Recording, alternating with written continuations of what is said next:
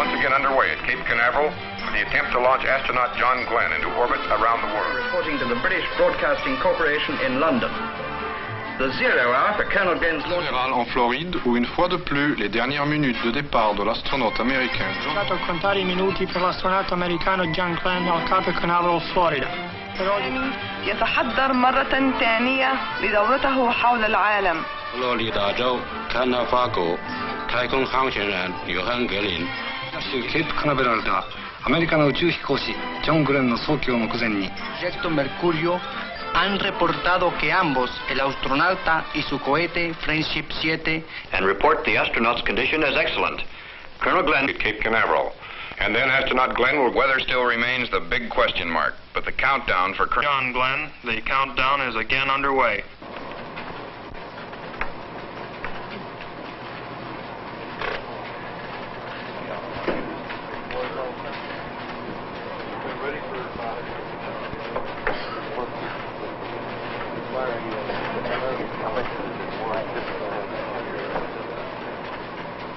With the entire world as our witness, the countdown begins at Cape Canaveral, Florida, for one of man's greatest adventures. It begins here with these men, for they are the launch team. And from now until the instant of flight, the fate of today's mission rests principally upon their skills and judgments. The countdown is their master plan, and they proceed through its ritual with unhurried deliberation. Its pages contain the timetable of order they must follow to awaken a giant machine, to test its readiness, and to prime it for the one supreme moment for which it was created. ISO now, meter reads 19 volts. 12 volt standby on, now meter reads 11.5. 6 volt isolated. Minute after minute, page upon page, the count continues. And in the night beyond this blockhouse, a modified Air Force Atlas rocket now hums with restless energy beneath a Mercury spacecraft as these men usher it toward its final minutes on Earth. Today is February 20th, 1962. And today, if all goes well, the men here will launch an American astronaut into orbit around the world in a spacecraft which he has named Friendship 7.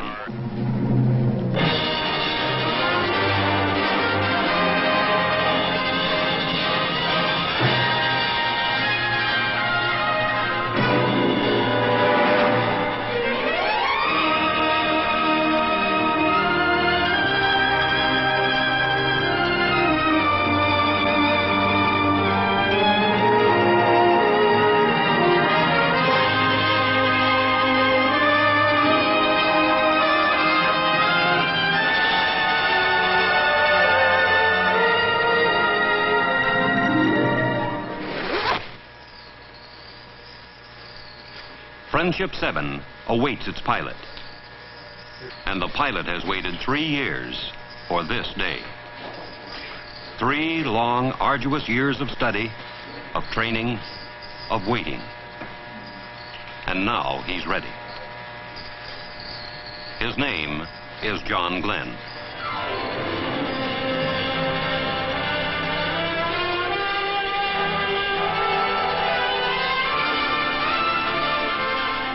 Astronaut John Glenn of New Concord, Ohio, Lieutenant Colonel, United States Marine Corps.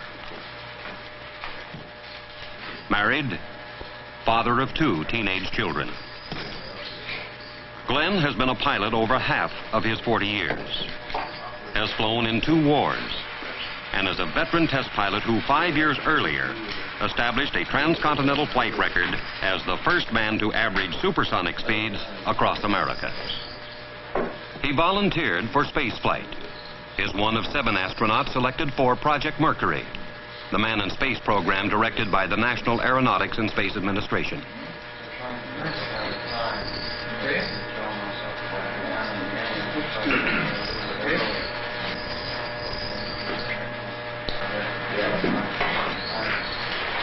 Two teammates have pioneered the way into space for Glenn.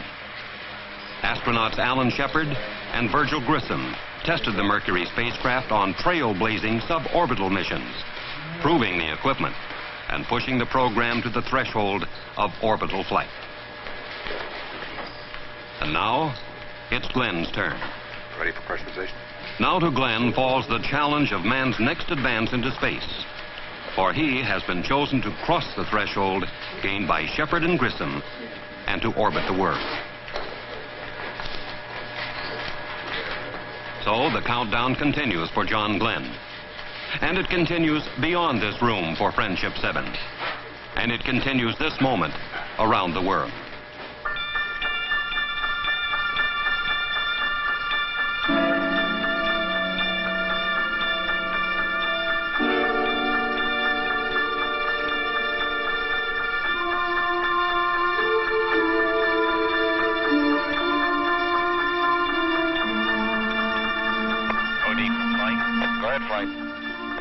These are John Glenn's ground-based co-pilots, men he knows well, with whom he's trained, and in whose judgment his life is entrusted this day.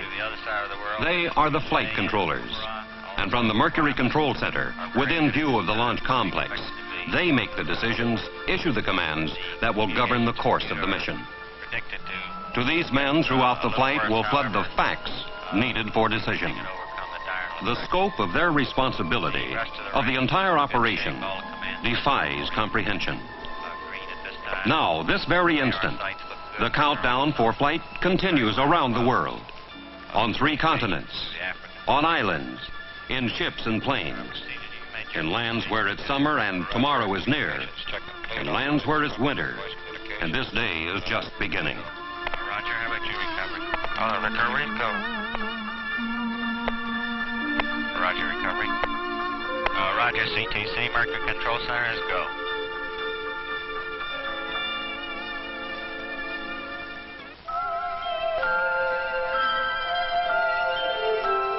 Northeast of Cape Canaveral, 1,000 miles into the Atlantic, dawn's early light spills over the British Crown colony of Bermuda, and Station 2 in the Mercury network proceeds with the countdown. The tracking and telemetry stations, 18 in all, form an avenue of electronic checkpoints around the world to monitor and communicate with Friendship 7 as it passes overhead.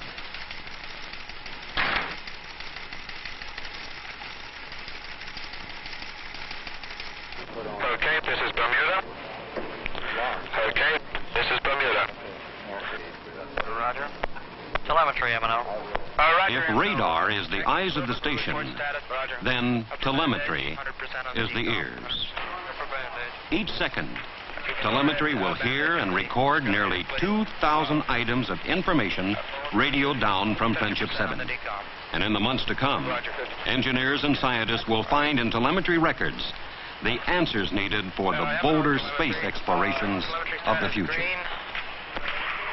Displays and recorders have been calibrated. Roger, thank you. Flight, this is M&O. Go ahead, M&O. All subsystems status green. Roger, M&O. Understand all systems green.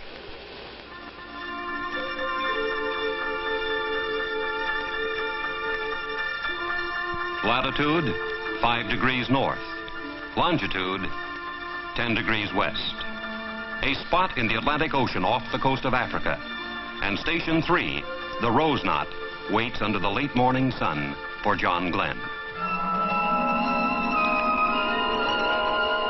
Operating out of Trinidad, Rose Knot will communicate with Friendship 7 and monitor its journey as it streaks across the empty ocean and out over Africa.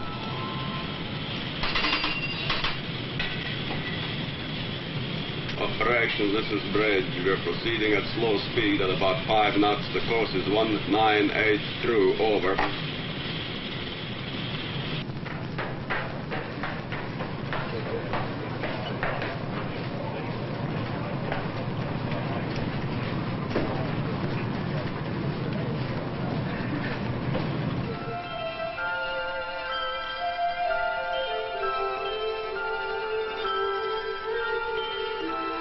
Beyond the Mercury station on Gran Canaria Island, in the Spanish archipelago off of the African coast, it's midday at Station 5 in Kano, Nigeria, deep in the continent of Africa. Flight data recorded here at Kano and at Zanzibar on Africa's east coast will relay through this transmitting station to London and then on to America.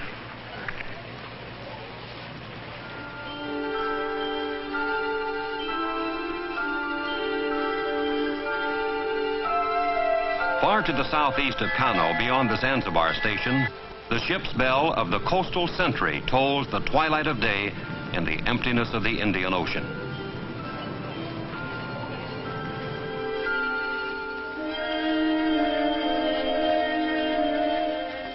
To the east, some 2,500 miles from the coastal sentry, dusk blankets the network's 8th station at Muchet, near Perth, Western Australia, halfway around the world from Cape Canaveral. The printout, code display.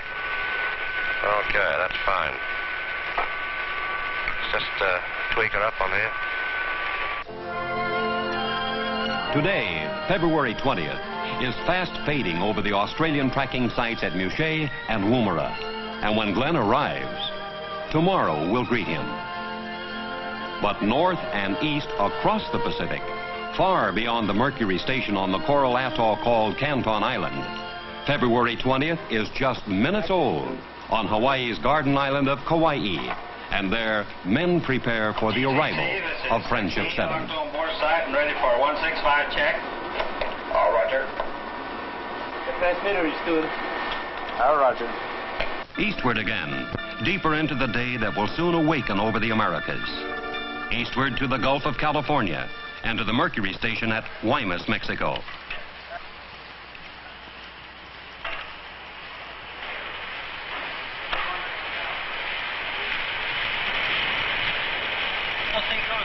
Real good, just waiting for liftoff.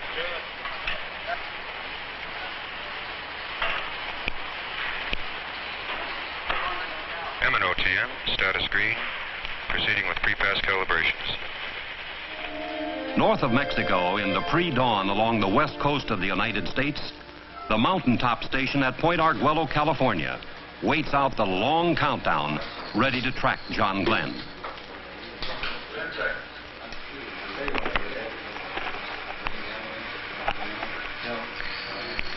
Roger, Rack 8. What is the present count? Roger. Southeast now, to the farmlands of Texas, where the station at Corpus Christi continues its preparations for flight. Guaymas, Cal in Texas, please. Affirmative. Roger.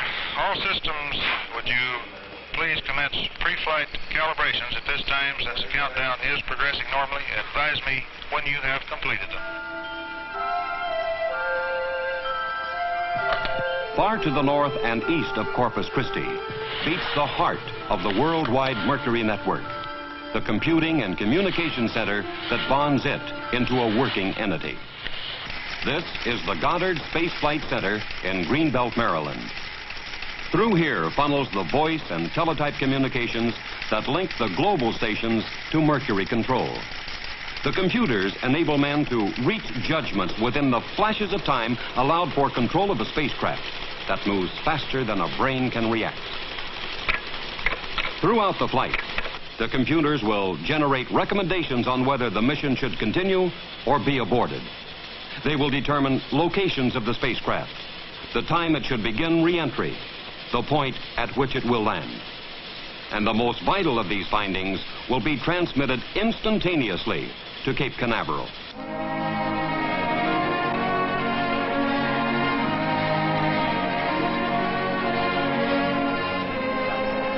Around the world, all is ready. The men, the stations, the space vehicle. And now reporters learn from the astronaut's information officer if the most vital of all elements is ready, the man himself, John Glenn.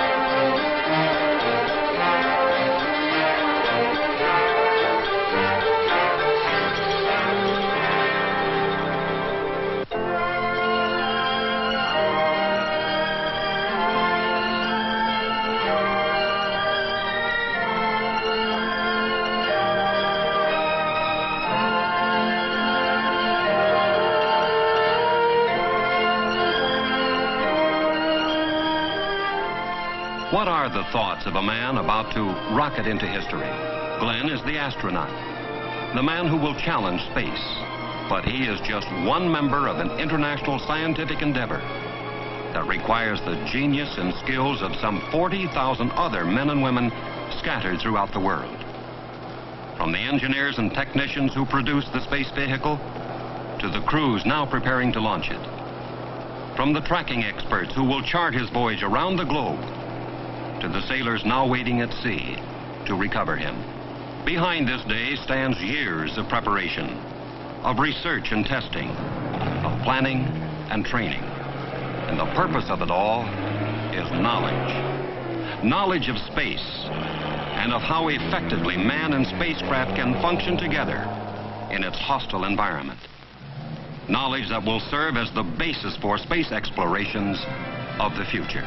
Hard-won knowledge of benefit to all men, bought by sacrifice and dedication and courage.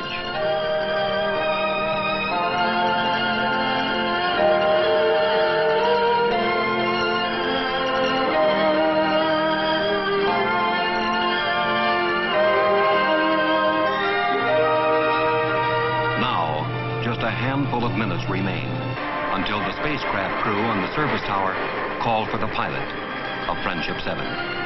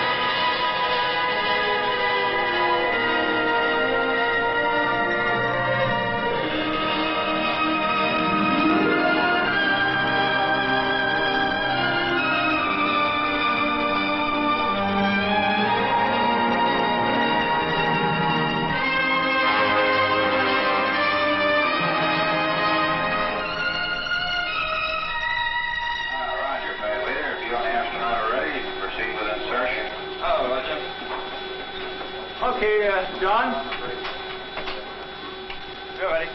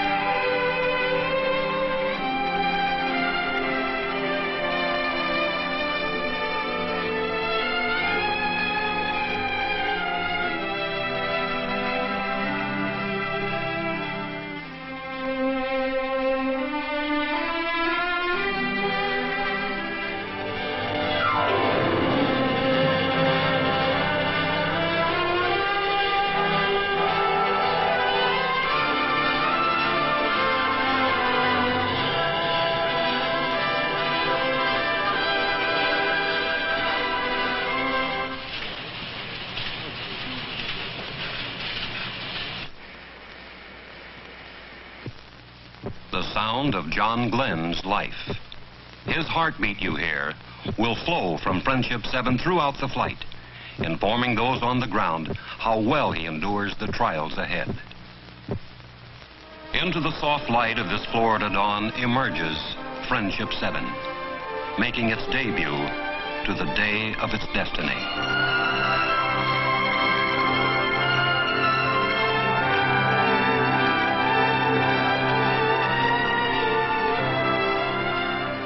The Mercury Atlas stands alone, waiting to depart this Earth. 250,000 pounds of rocket, with thrust equal to 3.5 million horsepower, all to hurdle a 168-pound astronaut into space.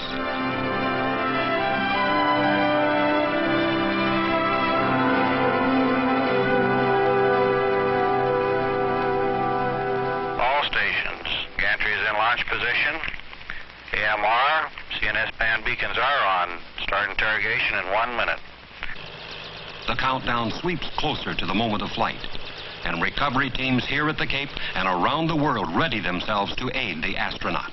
Above all else, John Glenn's safety is paramount, the dictating factor in all planning. Never in all of history have so many people shared, without censorship, an adventure of such magnitude. Through all news media in all languages, all the peoples of the world are witness to this exploration of space, to its success or failure.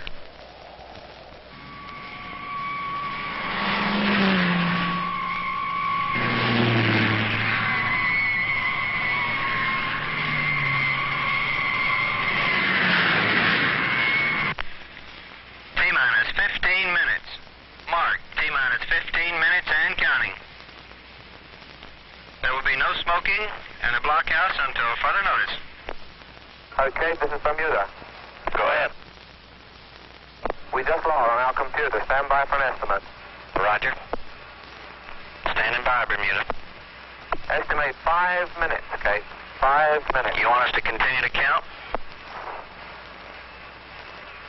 I suggest you take it down to T-minus 7. We may have it by then. Roger.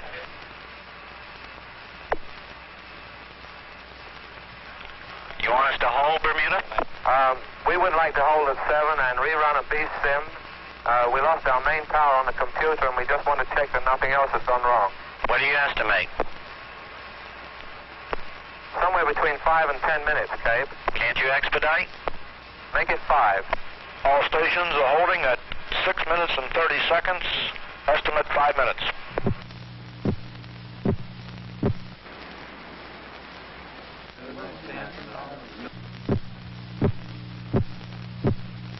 We just got to go. You ready? Are you ready to continue? Green. Okay, go ahead. Green. Go ahead, Cape. Your attention, please.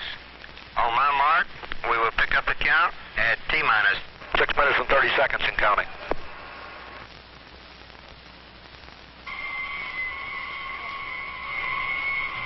The time nears, and soon, this Earth path indicator in the capsule will begin showing John Glenn his changing positions above the world.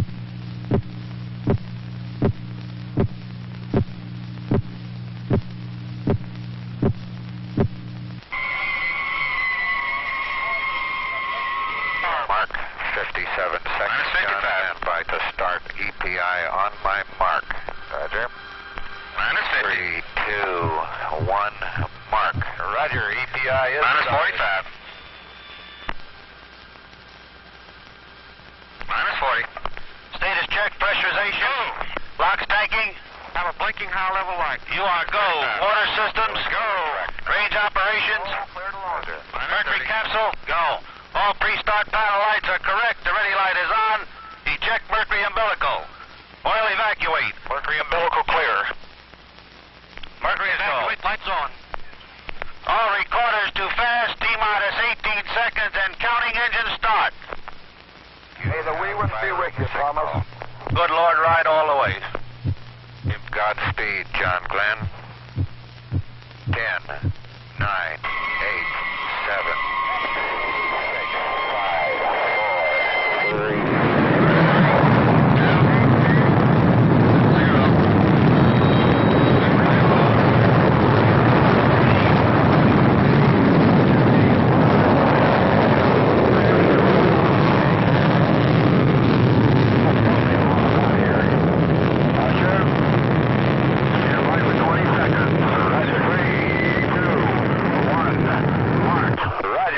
Clock is started.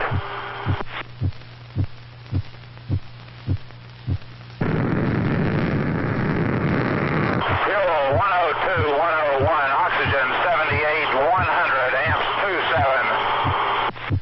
Roger, loud and clear, flight path is good, 69.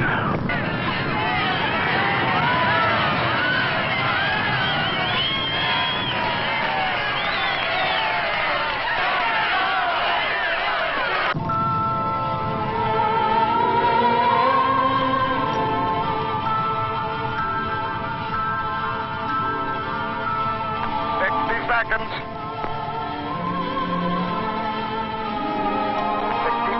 and still looks real good from here. 70 seconds, leaving a nice vapor trail now. Looks real fine. Looks good back. G, he's got it. 80 seconds and looks real good from here. 85. 90. 95. Flame color is bellowing out now. We're standing by for you. Roger. Tape is go and I am go. Our capsule is in good shape. Fuel 103, 102. Oxygen 78, 100. Cabin pressure holding steady at 58. Amps is 26. All systems are go. Roger. 20 seconds to SECO. SECO. Roger. Sustainer engine cutoff. The moment when the final Atlas engine will shut down. Say again. When Friendship 7 should separate from the booster rocket and begin orbital flight.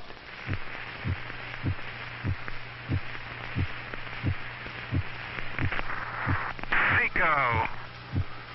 Lots of grades fired. Okay.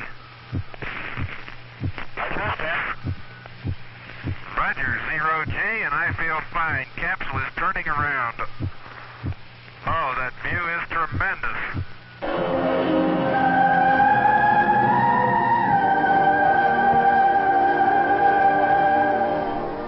To John Glenn now belongs an awesome panorama. The world curving beneath him, just as it was filmed from an earlier Mercury capsule. And I could see the booster during turnaround just a couple of 100 yards behind me. It was beautiful.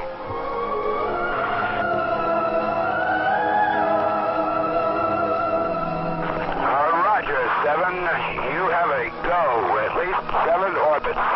Roger, understand go for at least 7 orbits. The Friendship 7 can see clear back a big cloud pattern way back across toward the Cape. Beautiful sight.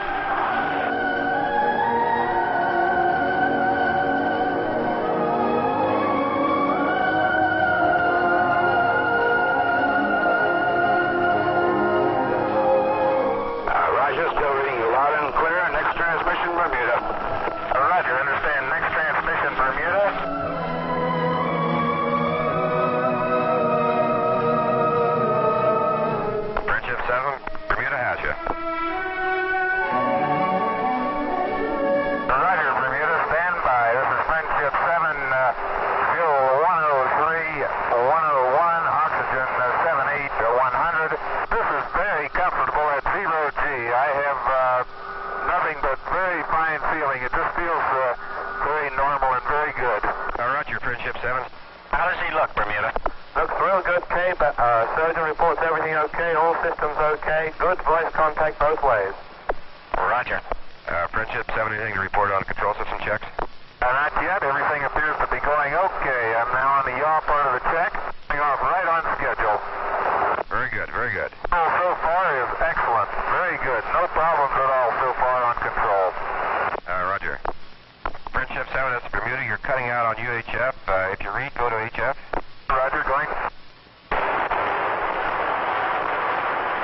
Friendship 7, Bermuda Capcom on HF. Friendship 7, Friendship 7. Friendship 7, I read you very weak. Give me your status on control system check, please.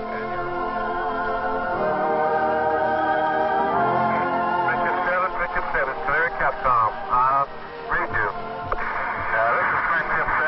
Horizon is a brilliant blue. There, I have the mainland in sight at present time coming up on the scope. I have a beautiful view of the African coast, both in the scope and out the window. Out the window is by far the best view. Part of the Canaries was hit by clouds. I can see dust storms down there blowing across the desert. A lot of dust. It's difficult to see the ground in some areas. Over. Friendship 7, you are stating. Tell me, over. Friendship 7, this is Kano Capcom. I read you loud and clear. How do you read me? Over. Roger, Kano, loud and clear. Roger, loud and clear. What is your status? Over. This is Friendship 7. My status is excellent. I feel fine. Over. Roger, I monitored part of your transmission over Canary and heard your comments on the weather over Africa. We've had dusty weather here, and as far as we can see, a lot of this part of Africa is covered with dust. So just exactly the way it looks from up here, too. Roger, will you give us status report? Over. Roger, this is Friendship 7, fuel 9098, oxygen 78, 100, cabin pressure holding 5.6 at present time, and preferring to take Xylo still at present time. Roger, do you want to stand by for retro sequence time, area 1, Charlie? Roger, going back on ASCS, yaw check, okay. It's a little different display than I had really anticipated, but it checks okay, and I can pick up yaw. I have to be about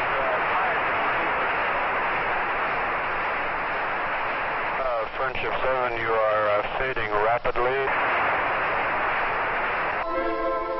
Across Africa, races Friendship 7 at 17,545 miles an hour, 300 miles a minute, 4 miles for every heartbeat of John Glenn.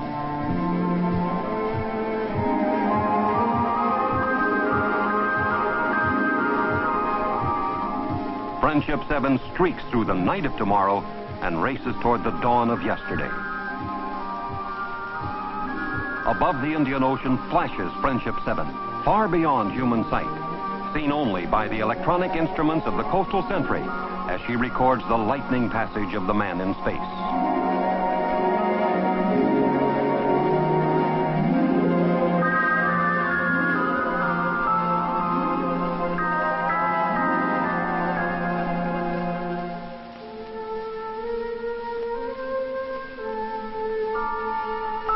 For John Glenn, the familiar time references of Earth no longer apply, for he journeys around our world in just 88 minutes, outracing the sun that needs 24 hours to circle the same globe.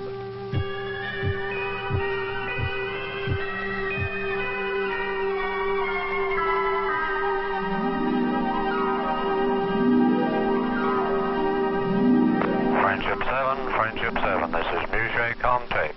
Friendship 7, this is Musée Comtape. Do you read, over? Hello, Musée Comtech. This is Friendship 7, reading you loud and clear. How me? Roger, Friendship 7, Musée Capcom. How me, over? Roger. How you doing, Gordo? We're doing real fine up here. Everything is going very well, over. Very good, John. You sound good. Roger. That was sure a short day. Time passes rapidly, huh? Yes, sir. Right. Shortly, you may observe some lights down there. You want to take a check on them out to your right, over? Roger. I'm all set to see if I can't get them in sight. Roger. Any symptoms of vertigo or nausea at all, over? Negative. No symptoms whatsoever. I feel fine, over. Good show. Oh, Roger. I do have a lights in sight on the ground, over. Roger, understand. You're just off to your right there? That's affirmative. Just to my right, I can see a big pattern of lights, apparently right on the coast. I can see the outline of a town and a very bright light just to the south of it. Roger, that's Perth and Rockingham you're seeing there. Roger, the lights show up very well, and thank everybody for turning them on, will you? Roger, sure will, John.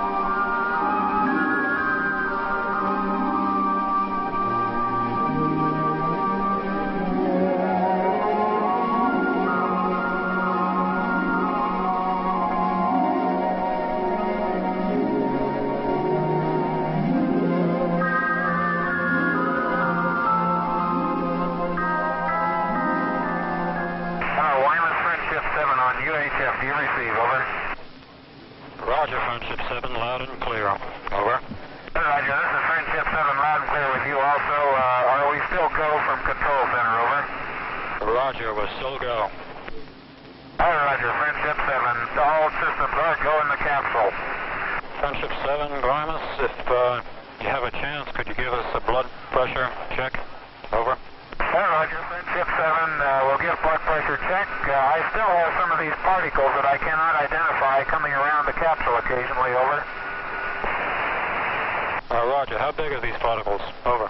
Very small. I would indicate they're of the order of a 1/16 of an inch or smaller. They drift by the window, and I can see them against the dark sky. Just at sunrise, there were literally thousands of them. It looked like just a myriad of stars, over.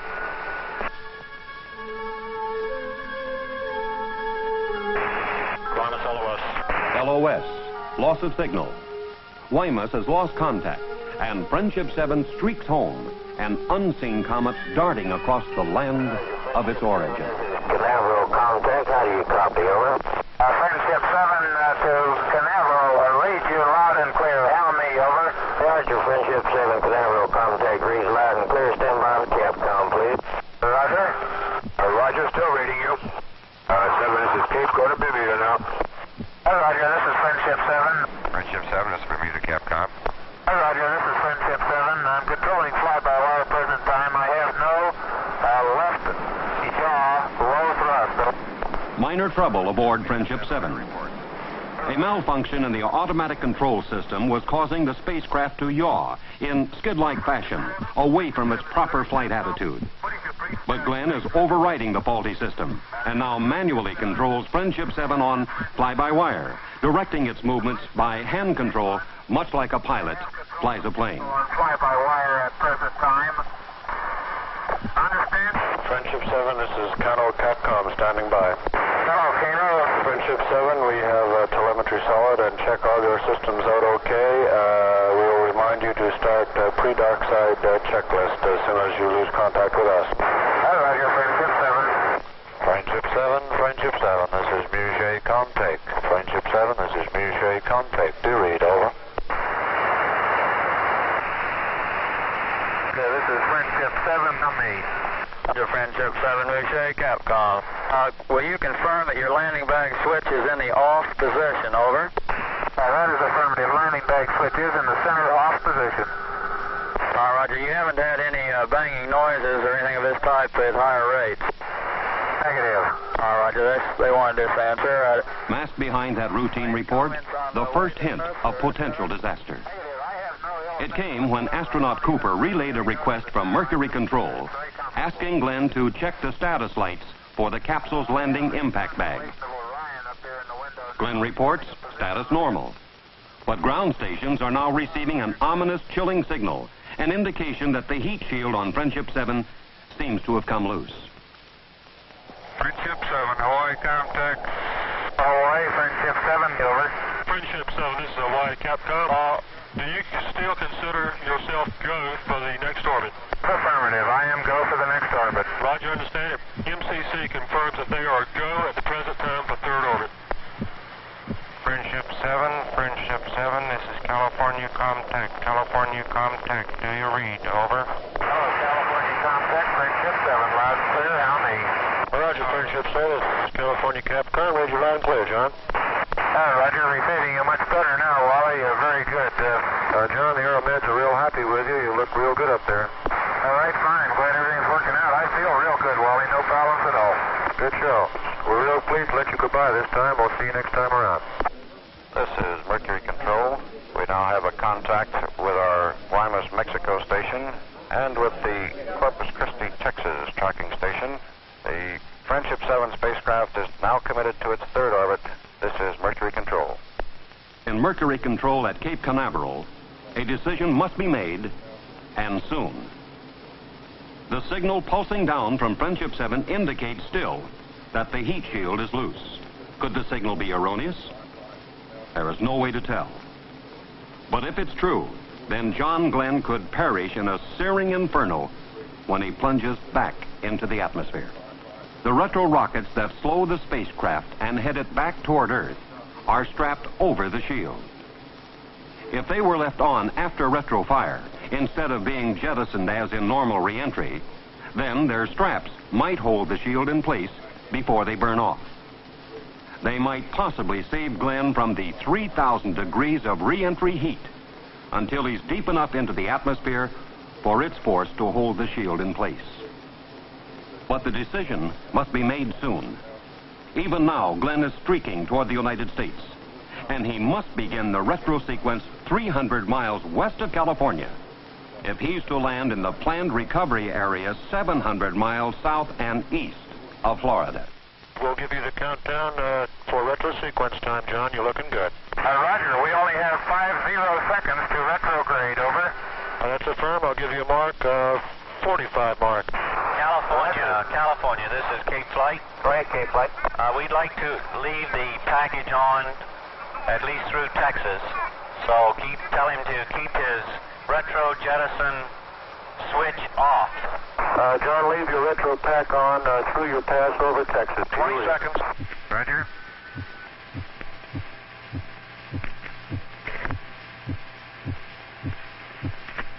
Five, 4, 3, 2, 1, fire. Roger. Retros are firing. Oh, Roger, baby. Are they ever? It feels like I'm going back toward Hawaii. Don't do that. You want to go on the East Coast. Roger. Fire retro light is green. All 3 here. Roger. Roger. Retros have stopped. Hunter? Keep your retro pack on until you pass Texas. That's affirmative. John? Oh, real good looking flight from what we've seen. Yes, sir. Looks good, Wally. We'll see you back east. Right. All right, boy. Texas Capcom Cape Flight. Go ahead, Cape Flight. Go ahead. We have decided to re-enter with the pack on. This is Texas Capcom Friendship 7. We are recommending that you leave the retro package on through the entire re-entry. This means that you will have to override the 05G switch, which is expected to occur at 0443. This also means that you will have to manually retract the scope. Do you read? This is Friendship 7. What is the reason for this? Do you have any reason? Over. Not at this time. This is the judgment of Cape Flight. Roger. Say again your instructions, please. Over. We are recommending that the retro package I say again, not be jettisoned. This means that you will have to override the 05G switch, which is expected to occur at 044353. This is approximately 4.5 minutes from now. This also means that you will have to retract the scope manually. Do you understand? Roger, understand. I will have to make a manual 05G entry when it occurs and bring the scope in manually. Is that affirmed? That is affirmative. Friendship 7. Roger. Friendship 7 is Cape, over. Go ahead, Cape, Friend 7. I recommend you go to re-entry altitude and retract the scope manually at this time.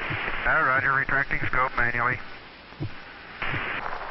While you're doing that, we're not sure whether or not your landing bag has deployed. We feel it's far safer to re-enter with the retro package on. We see no difficulty at this time in that type of re-entry. Over. Roger. Understand. 7, this is Chief. The weather in the recovery area is excellent. 3-foot waves, only 1/10 cloud coverage, 10 miles visibility. Roger. Friendship 7.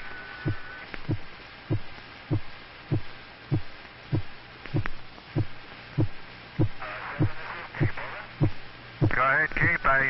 You're going out. We recommend that you...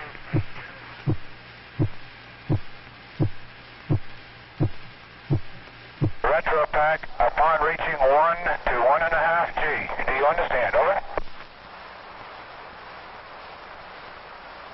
Amen. 7, this is Cape, transmitting blind. Recommend Suddenly, that you... all contact with John Glenn and Friendship 7 is lost.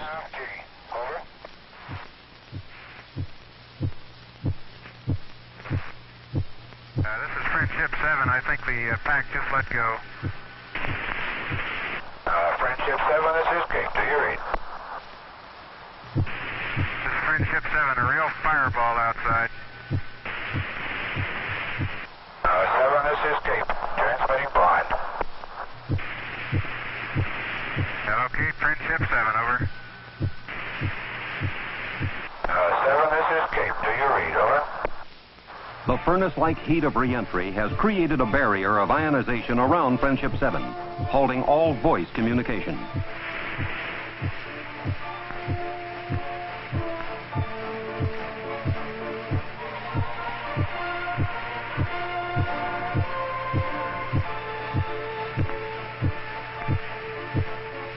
Alone, he plunges back toward Earth, a fiery meteorite.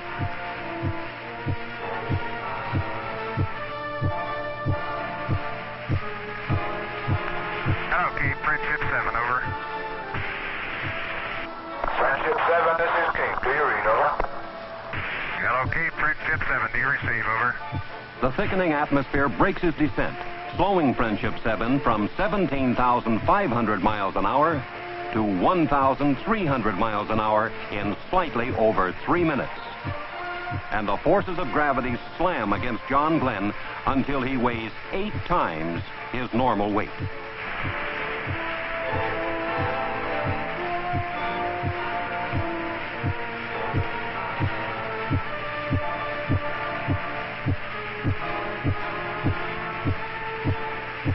Okay, Friendship 7, do you receive? Over.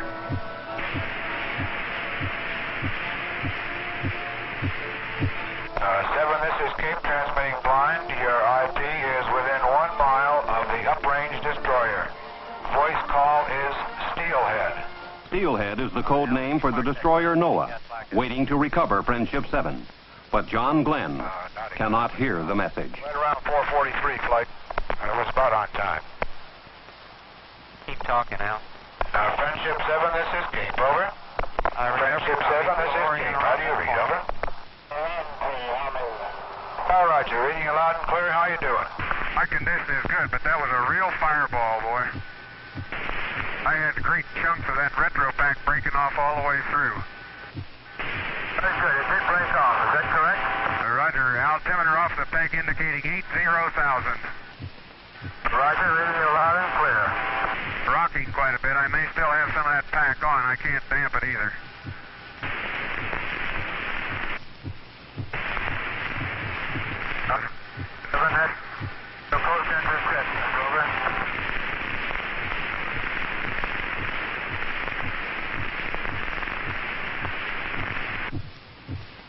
Friendship 7, going to drogue early. It's a rocky first on its side. Drogue came out.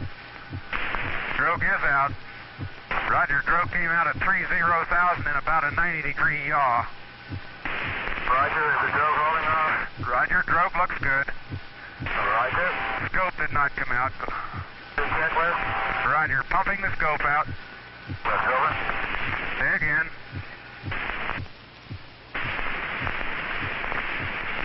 Roger, re-entry checklist complete. Standing by for a million at 10. Roger.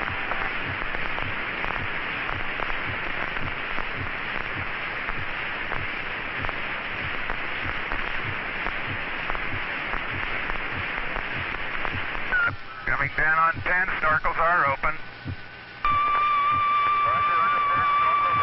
Roger.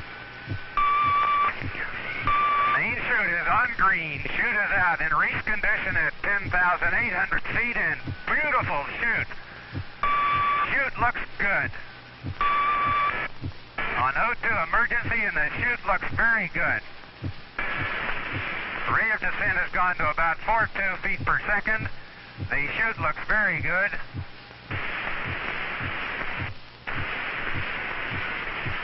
Hello, Mercury Recovery. This is Friendship 7. Do you receive? Mercury, Friendship 7, this is Steelhead. Loud and clear, over. Roger, Steelhead. Friendship 7, the chute looks very good, over.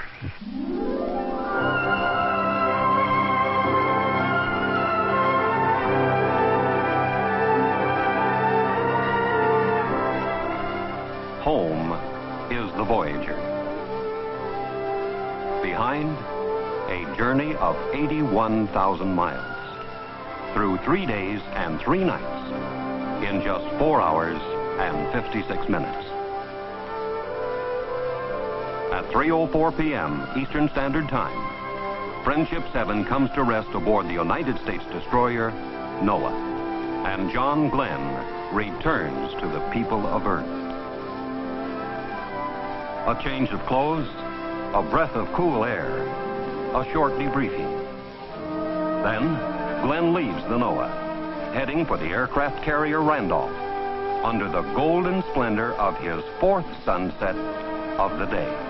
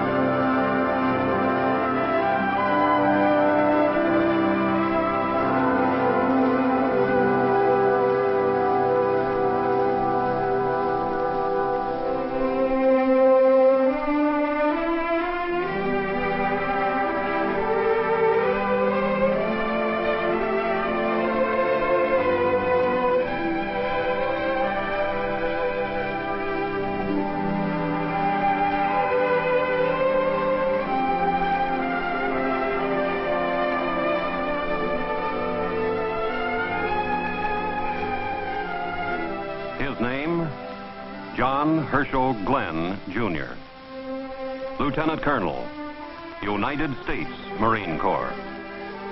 Married, father of 2 teenage children. Today, John Glenn and the Mercury team challenged space, and they won.